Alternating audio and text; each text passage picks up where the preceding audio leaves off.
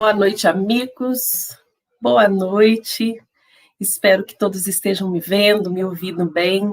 É uma alegria poder estar com vocês, irmãos da Casa Espírita de Juiz de Fora, nessa tarde que foi bela na natureza e mais bela ainda em nossos espíritos, porque sempre que nos colocamos estudantes da doutrina espírita, estudantes do Evangelho do Cristo, só se pode fazer dentro de nós a beleza que essa doutrina nos propõe. Então, agradecida de antemão por esse convite amável, por essa oportunidade de trabalho no bem, estamos aqui hoje para congregar esses ensinamentos de Jesus para todos nós.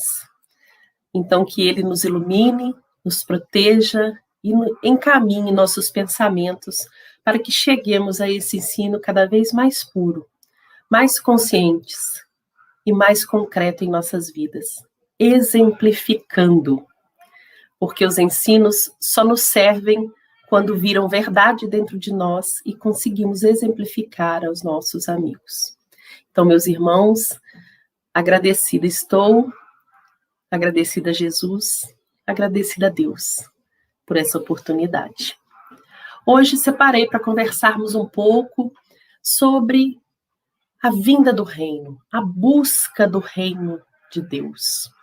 Isso porque estamos aí nesse processo, nesse momento, onde temos ao nosso redor tantas mudanças, ao nosso redor modificações tão importantes na nossa vida.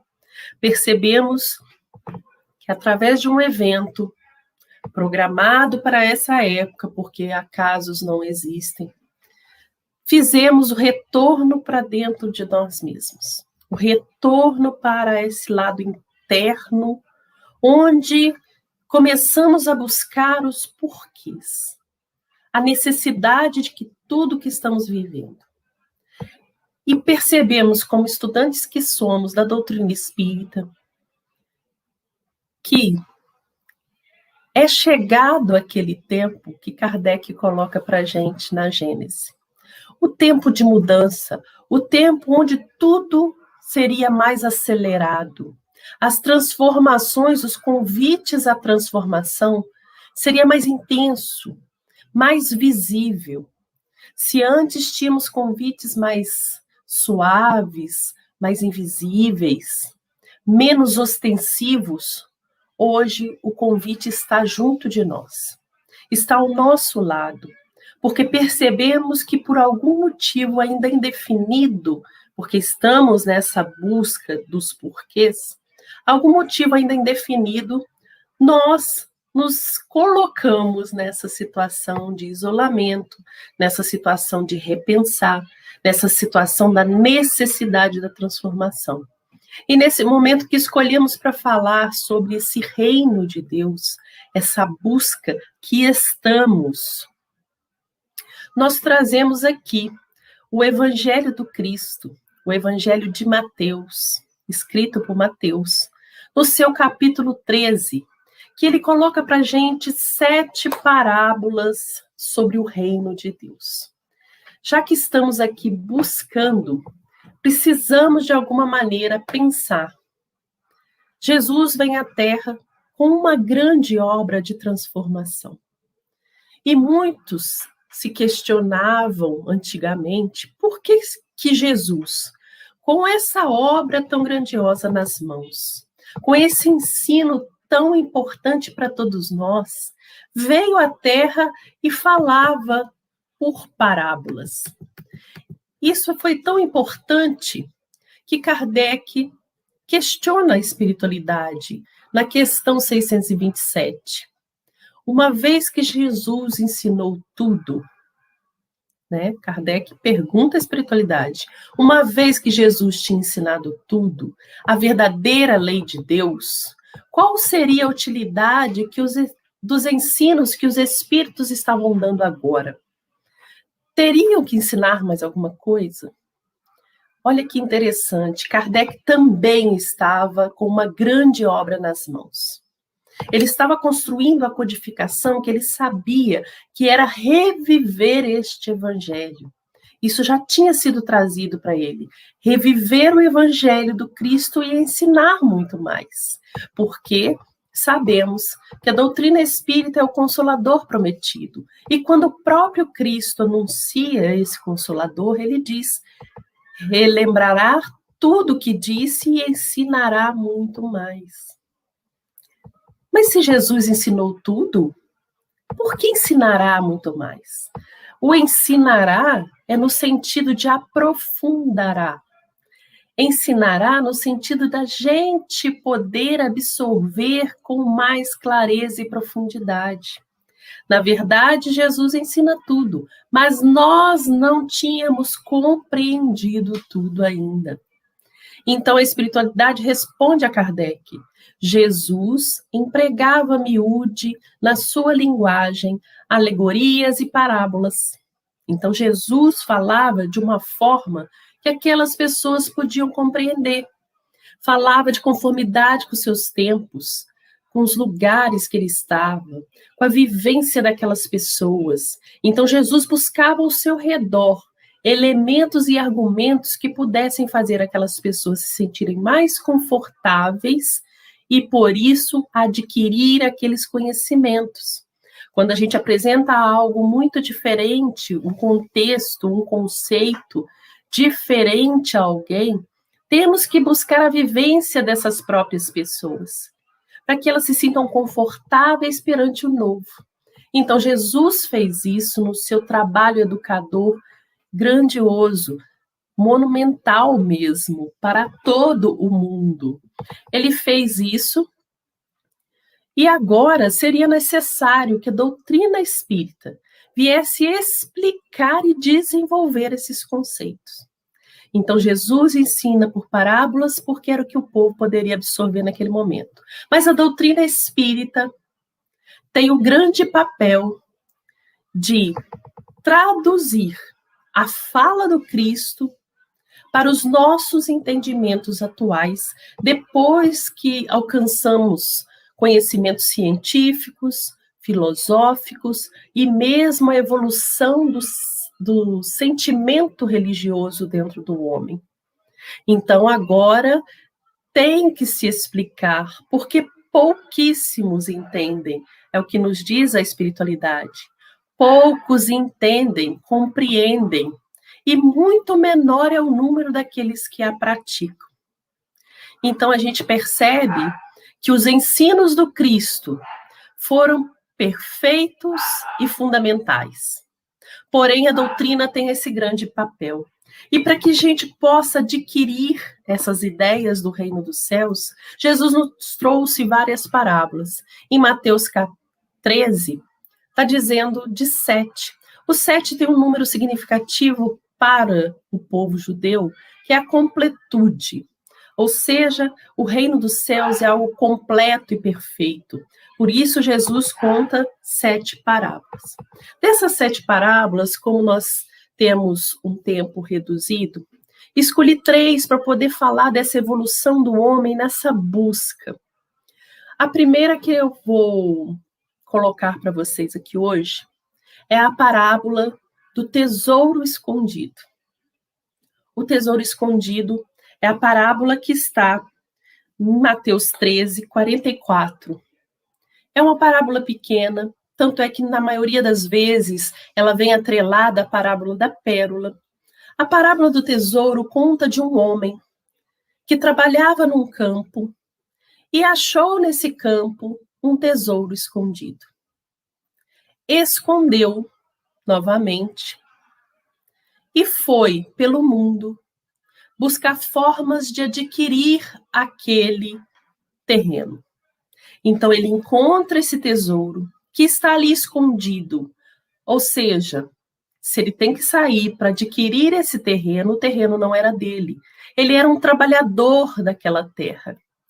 Ele encontra e fica alegre, porém, não tendo condições de adquirir, porque a terra não era dele, ele esconde novamente e sai.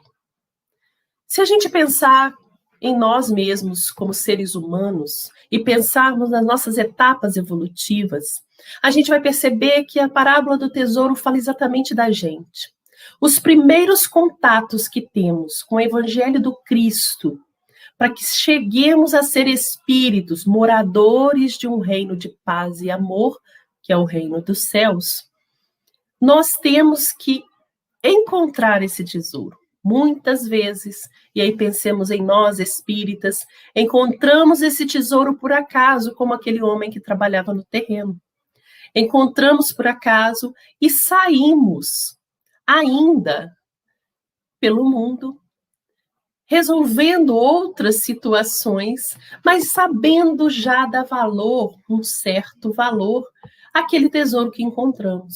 Por isso, a parábola nos diz que ele esconde. Ele já dá um certo valor, mas ele ainda não está pronto, não está preparado para lidar com essas verdades. A doutrina espírita tem esse papel.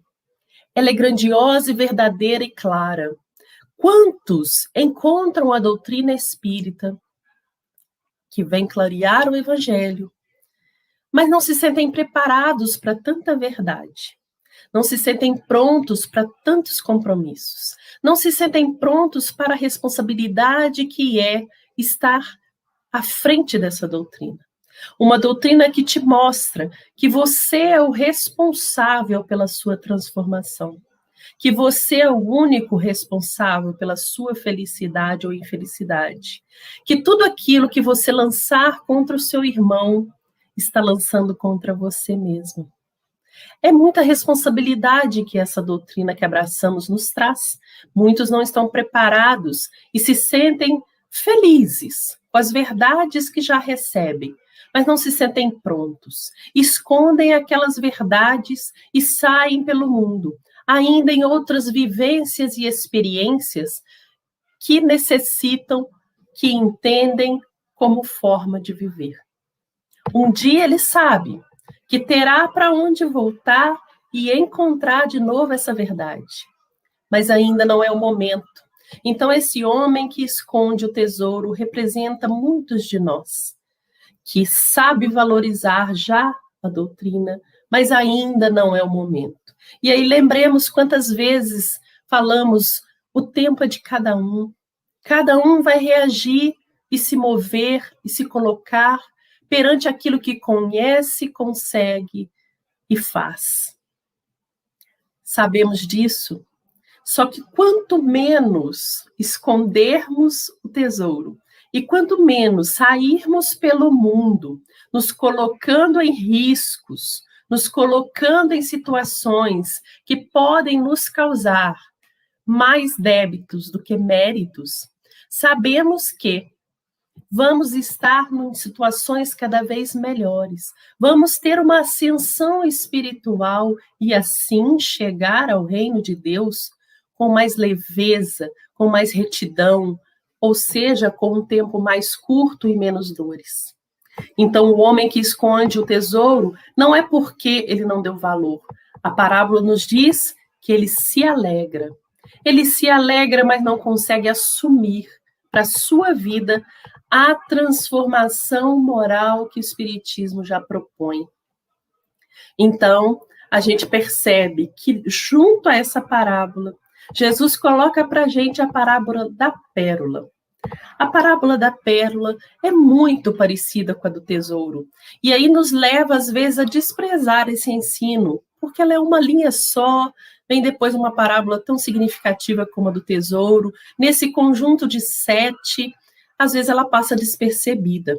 E se nós olharmos essas 3 últimas, podemos chegar mesmo a nos enganar pensando que Jesus está falando de algo material, porque ele fala de um tesouro, ele fala de uma pérola, ele fala de uma rede, que são, sim, instrumentos materiais. Mas aí a gente tem que pensar o que é nosso corpo físico na nossa encarnação. É um instrumento material que nos leva à ascensão espiritual.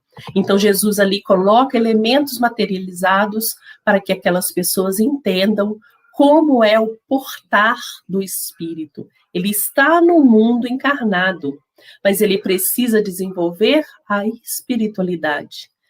A parte material é apenas instrumento. Então, quando ele coloca a parábola da pérola, e a parábola da pérola, apesar de ser tão pequena, é de uma profundidade. Por quê? E a gente poderia ficar aqui horas estudando a parábola da pérola. Porque a pérola, em primeiro lugar, está no mar, né? Não são todos os moluscos que produzem pérola, mas a ostra sim. E ela está dentro do mar. E aí a gente volta à codificação e fazemos um paralelo. Quem somos nós? Espíritos em condições materializados, desculpe, que estamos envoltos em um mar de fluidos, num mar de fluidos. E esses fluidos podem ser benéficos ou maléficos. Eles são neutros e assumem tais condições de acordo com os nossos próprios pensamentos. Então, a pérola está ali, dentro de uma ostra, afundada em um mar de fluidos. E aí pensemos, não sei se todos, amigos, boa noite, não sei se todos os amigos sabem como produzimos a pérola, como se produz a pérola.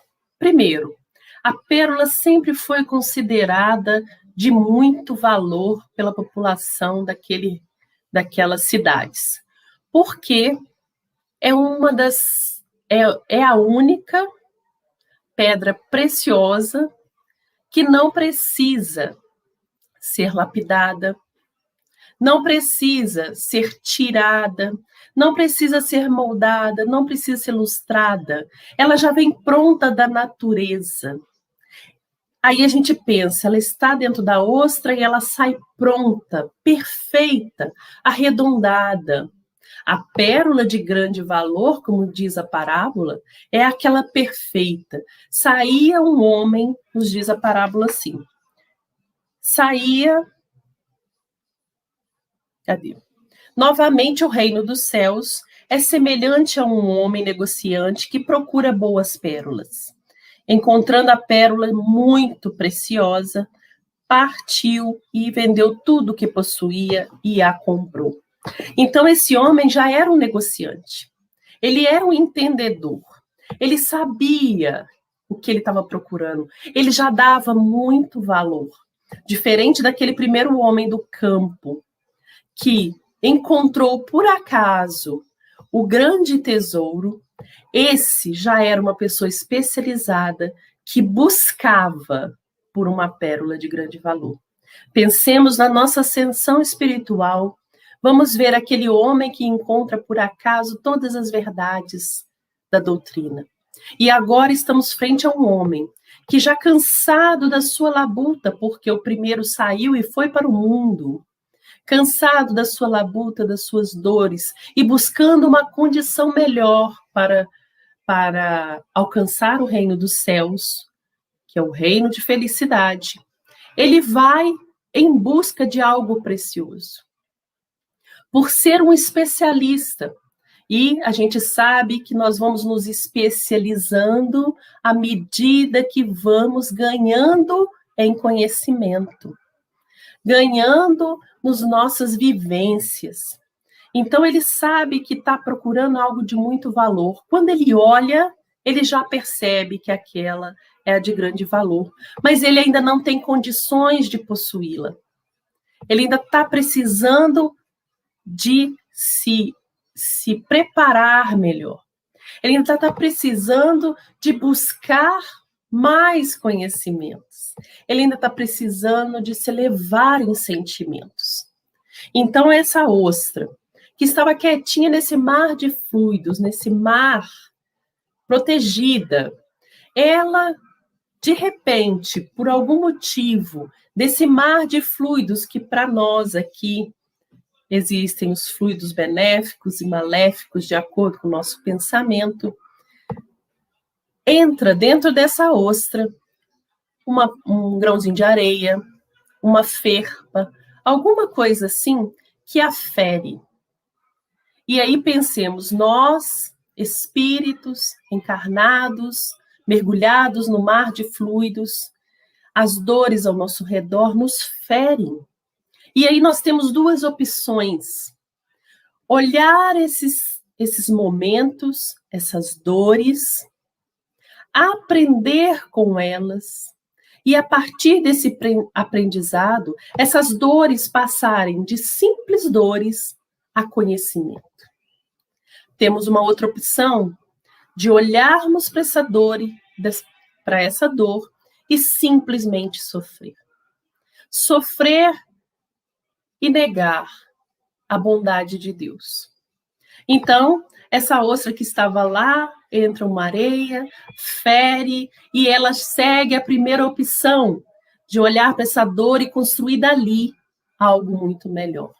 Com camadas de nácar, ela começa a cobrir esse grão de areia, e ali, camada a camada, com cuidado, com vivências, com responsabilidade perante tudo que está acontecendo, trazendo para o nosso lado espiritual, ela vai recobrindo esse grão de areia e forma uma grande pérola, que não fere mais, que simplesmente enfeita aqueles outros que entrarão em contato com ela, porque a ostra não faz pérolas para ela, ela faz para os outros. Pensemos em nós como espíritos, também temos a mesma opção, mergulhado nesse mar, fazer desse sofrimento crescimento, ou fazer desse sofrimento revolta e angústia. O que queremos criar? Quando chegar alguém perto de nós e pensar, mas você sofreu naquele momento? Sim, passei por dores, mas hoje compreendo que elas me fizeram crescer. Hoje tirei delas ensinamentos importantíssimos para a minha vivência perante os meus irmãos, perante a mim mesmo, perante essa espiritualidade que me acompanha. Então, a gente tem aí um segundo passo espiritual. Ainda é aquele que precisa tirar um pouco dos seus bens materiais para estar junto a essa pérola de grande valor, mas um valor espiritual. Um valor que a gente sabe. A gente vai ter um colar de pérolas, como é dito no Caminho, Verdade e Vida, né? A doutrina é um colar de pérolas onde cada ensinamento tem o seu valor. Cada ensinamento tem a sua proposta. E assim a gente forma esse grande colar. Então, cada pérola que sair da sua dor, mas tem que ser pérola, não sofrimento. Cada pérola que sair da sua dor vai formar o seu grande cabedal espiritual. De uma forma que lá na frente você vai ter, sim, muito a contribuir com os seus irmãos, através das suas experiências de vida. Quando Jesus diz para a gente, tem de bom ânimo, eu estive no mundo e venci, a gente tem que entender que ele passou pelas dores e fez delas conhecimento. E um certo momento, ele vem para trazer esses conhecimentos para a gente. Então, quando a gente pensa nesse penetrar lá no fundo, nesse mar, para tirar de lá os ensinamentos que podem nos ajudar, não vai ser sempre na felicidade. Vão ter momentos de dores, mas nós vamos construir felicidade a partir dali. E aí a gente percebe que é um trabalho de esforço. E o que nos diz a codificação? O verdadeiro espírito é aquele que se esforça para domar sua má tendência. Ou seja, é um trabalho. O trabalho requer esforço. O esforço nem sempre é tolerado por todos os irmãos.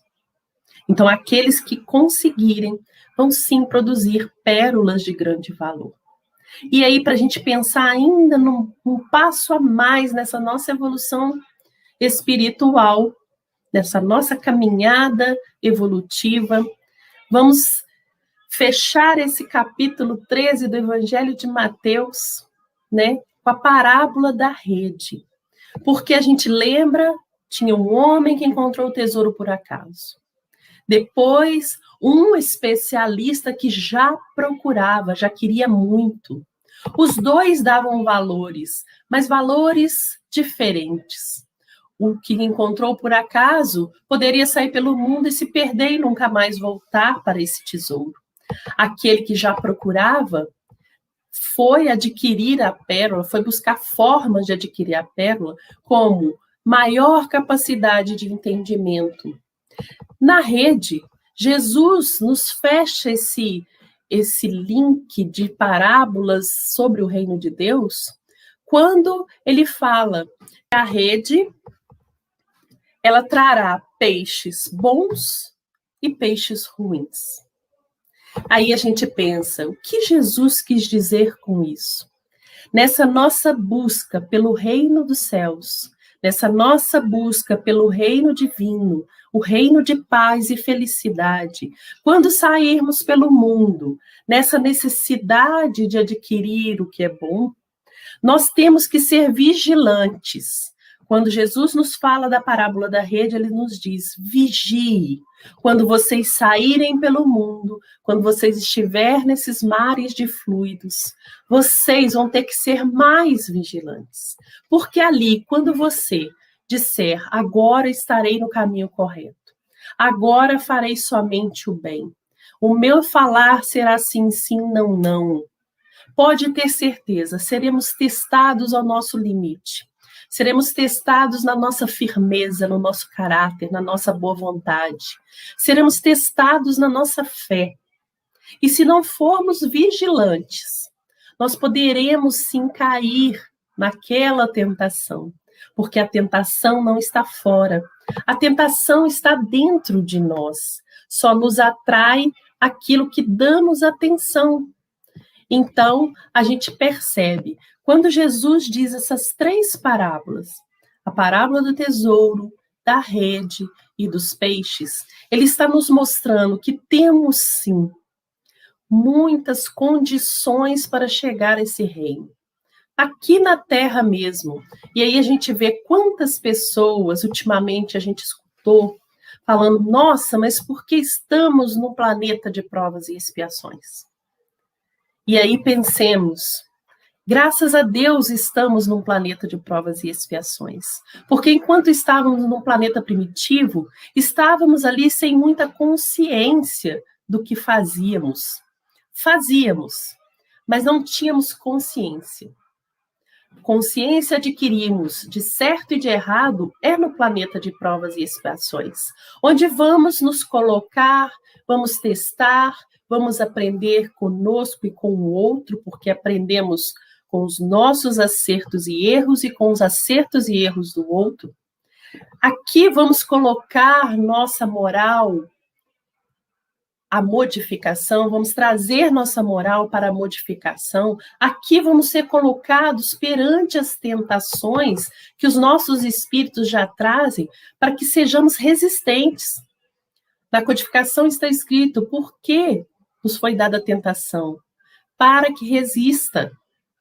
Para que a gente possa ver se já estamos resistindo. Então a gente percebe que quando falamos do reino de Deus e pensamos naquele espaço distante, onde um dia chegaremos, e lemos na codificação, os tempos são chegados.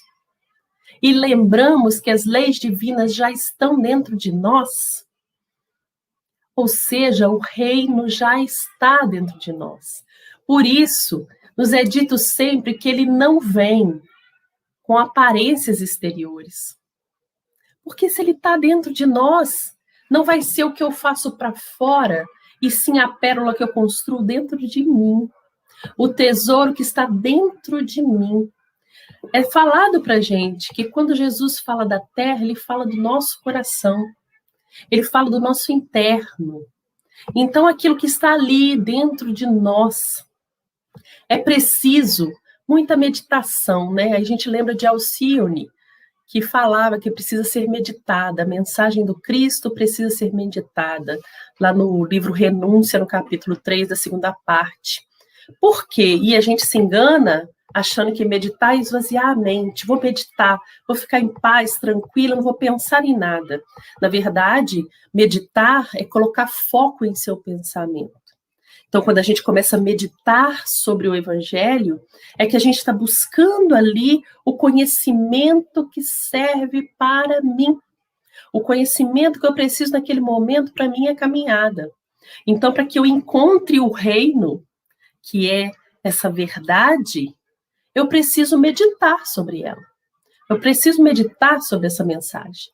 Então, ao invés de esvaziar a minha mente, eu posso até preenchê-la um pouco mais, mas vou preenchê-la de bons ensinamentos. Tirar aquilo que é só materializado para as coisas espirituais. Tem que ter humildade, porque ali não é um espaço. A pessoa que quer chegar ao reino de Deus precisa ser humilde para ela reconhecer o que é simples e o que é belo. Lembremos que a primeira bem-aventurança, lá no capítulo 5 de Mateus, é bem-aventurados os pobres de espírito, que fala exatamente da humildade. Porque se não formos humildes o suficiente, não vamos aceitar o simples. E o reino de Deus é simples, não tem aparências exteriores, ele tem belezas, né? Então precisa de ser um ser que viva de amor.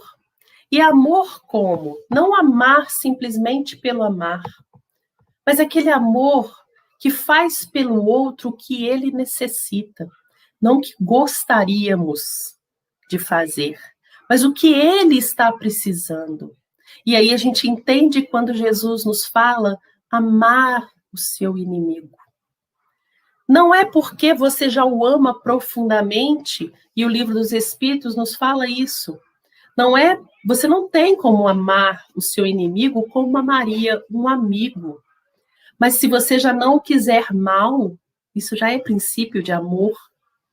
Então, quando a gente fala em amar, a gente já sabe que ao começar a querer bem, no planeta de provas e expiações, infelizmente ainda é assim o amor. Chegaremos a pontos iguais ao Cristo que amaremos indistintamente. Mas ainda não é o meu estágio. Mas eu posso amar muito. Eu posso amar muito não querendo o mal de ninguém. Isso já é um grande passo do amor. Isso já é uma pessoa que se candidata ao reino dos céus. Não vai ser conseguido no secreto. Ele se realiza no secreto. Não vai ser conseguido no externo. Ele vai ser realizado no secreto. É como se a gente falasse assim, eu sou uma pessoa muito boa, mas eu não tivesse atitudes muito boas. Então, quando a gente fala que o reino de Deus se realiza no secreto, é que ele tem que vir realmente de dentro. Quando eu falar que eu sou uma pessoa muito boa, eu já tenho que ter sido muito boa. Ou seja, eu não vou precisar nem falar. Eu vou viver. E aqueles que estiverem ao meu redor vão perceber que dentro de mim age uma força muito maior do que a minha má tendência. Já vai ser algo tão natural em mim que as pessoas vão me olhar e vão reconhecer ali aquele ser que busca a sua transformação. Começa no íntimo das criaturas, construindo gloriosa luz do tempo interno. Está lá no Caminho, Verdade e Vida, no capítulo 107 de Emmanuel. E é assim mesmo. Então a gente percebe, é um grande caminhar onde o esforço é a principal lei. O esforço para se manter no caminho correto. Então, quando a gente pensa essa caminhada evolutiva, essa caminhada espiritual para que cheguemos a esse reino de paz e felicidade, não pode ser interrompida. E vamos ter dificuldades, sim, como todos os nossos irmãos têm, tiveram e terão. Porém, se o nosso foco, a nossa vontade, a nossa boa vontade estiver em atingir o melhor de nós mesmos todos os dias, nós conseguiremos com certeza. E aí a gente lembra de uma fala de Jesus que é muito significativa e que às vezes algumas pessoas se perdem ou se confundem ou não valorizam. Quando o Filho do Homem vier, o Filho do Homem é esse produto da evolução. O Filho do Homem somos nós mesmos transformados. Somos filhos de nós mesmos. Somos os esforços que fizermos. Somos as transformações que procurarmos. Por isso, nos é falado do reino de Deus, né? Porque temos vários reinos representados, como estágios evolutivos. O reino de Deus é mais um estágio evolutivo de nós mesmos. É aquele onde habitaremos quando já formos bem-aventurados. E aí lembremos de Jesus novamente no Sermão do Monte, nas bem-aventuranças, quando ele termina dizendo que bem-aventurado aquele que for perseguido e injuriado em nome dele, porque é deles o reino dos céus. Então, meus irmãos, que pensemos sobre esse reino, que busquemos esse reino, mas que saibamos que ele é produto das nossas próprias ações. Não é um lugar circunscrito materialmente no mundo espiritual, mas é um lugar construído dentro de cada um de nós. E quando nos dedicarmos realmente, profundamente, a essa transformação espiritual, essa ascensão espiritual, sofreremos menos, auxiliaremos mais, amaremos indistintamente, seremos seres humildes, seremos seres capazes de estender a mão a quem for, sem nenhum tipo de julgamento, a nos entregar como os trabalhadores do Cristo, seja qual trabalho formos chamados, a nos entregarmos com alegria, a esquecermos os cansaços, a esquecermos o desânimo e nos entregarmos mesmo como aquele instrumento bem afinado ao Mestre Jesus. Deixo aqui um abraço para todos vocês, é uma alegria vê-los aí, que possamos ter mais oportunidades assim, porque falar de Jesus, falar da doutrina espírita, é o que nos faz melhor a cada dia. E melhor ainda, falar e viver. Viver com um olhar carinhoso e agradecido por essas oportunidades. Que Jesus abençoe seus lares, que Jesus possa ser percebido por todas as famílias que estão aqui representados, todos aqueles que vão nos assistir, estar conosco, pensando depois, através do canal. Tenham todos uma noite de paz, um final de semana feliz e uma semana muito produtiva. Que Jesus nos permita estar em contato muito mais vezes, porque é assim que a gente se torna filhos do homem, filhos de Deus. Obrigada a todos vocês. Um abraço.